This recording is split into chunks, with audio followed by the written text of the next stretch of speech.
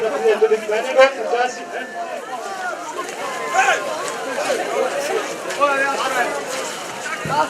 Zbrali smo se zato, ker z 18 leti dobite določene pravice, pa seveda tudi obveznosti. Postali ste vojaški obvezniki in sodelavci vam bodo razložili pravzaprav, kaj to pomeni.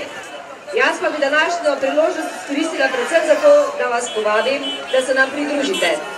Vabljeni tudi, da se zaposlite kot vojaki in vojakinje Slovenski vojski. To je odličen kolektiv, nabrali boste mnoge pomembne izkušnje in dobili tovariši in tovarišice do konca svojega življenja.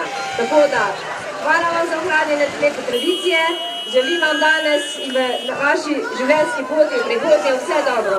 Lepo bodite, srečno!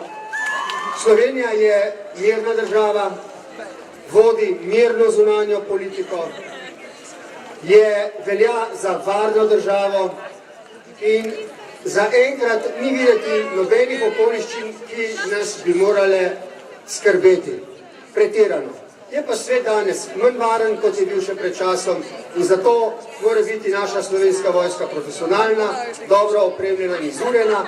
Vsi tisti pa, ki ste morda, ki bi utegnili biti morda poklicani, da ji pomagate, če bi nastopile druge razmere, morate biti dobro seznanjeni z svojimi dolžnostmi, z tem, kako v takih primerih ravnati.